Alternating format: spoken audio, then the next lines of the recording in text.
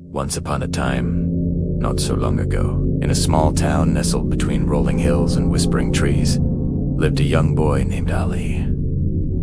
Ali had just moved into a new house with his parents. It was a big change for him, moving far away from the noise and chaos of the city to this old, quiet house. Built decades ago, the house had creaky wooden floors and rooms that smelled of dust and time gone by. One afternoon, while exploring his new home, Ali stumbled upon a peculiar wooden door in the basement. The door was locked, but curious, and with the energy of a child, he forced the rusty lock open. As the heavy door groaned and gave way, a cold, stale breath of air rushed out, as if the room had been waiting for years to be opened. Peering inside, Ali found that it was almost completely dark.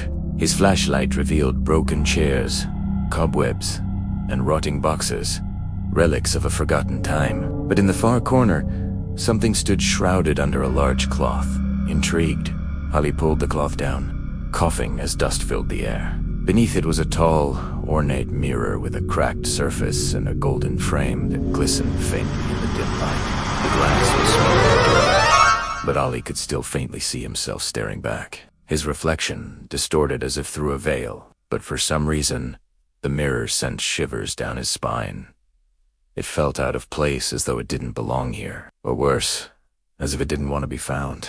That night, as everyone slept, Ali couldn't shake the feeling of unease. The mirror kept him awake.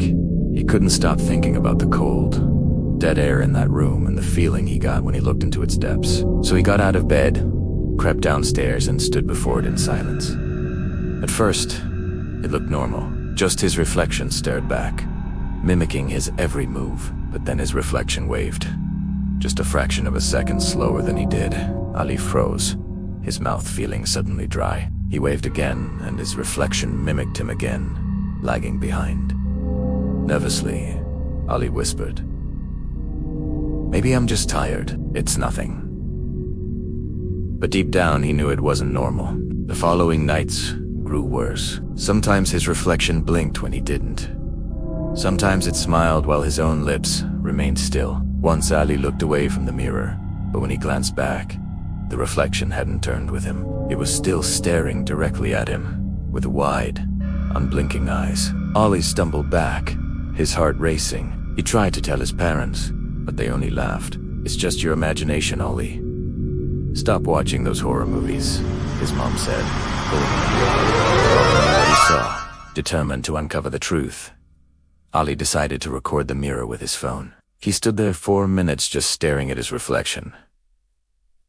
Nothing unusual happened at first, but when he watched the video later, his blood ran cold. His reflection whispered words that he had never spoken.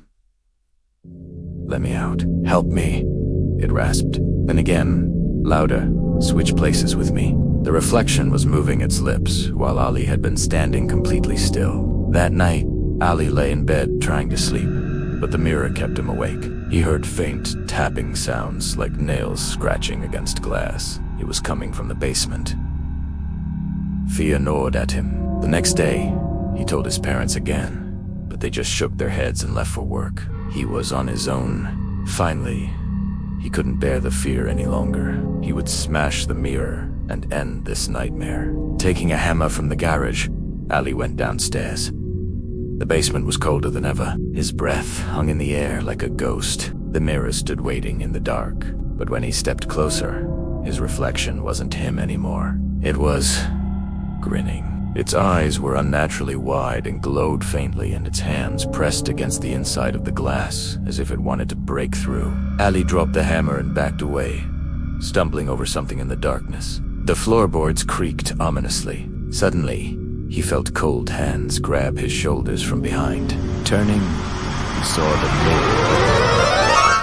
Before he could scream, the mirror pulled him in. The next morning, Ali's parents found the basement door wide open. The mirror stood perfectly clean. The glass shone as though it had been polished overnight, but when they looked closely, they froze in horror. Inside the reflection, Ali was there, pounding on the glass, his mouth open in a silent scream, begging to be let out. And now whenever someone walks past that mirror, they say, all his reflection stares back at them, smiling and waiting for another soul to switch places with him.